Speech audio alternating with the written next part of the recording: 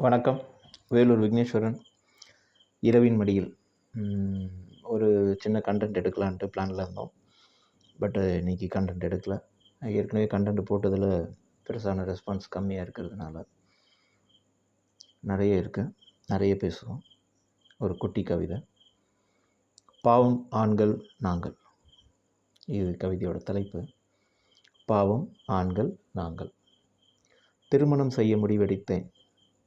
பல பெண்களை தேடி பிடித்தேன். ஏழை பெண்ணை தேர்ந்தெடுத்தேன்.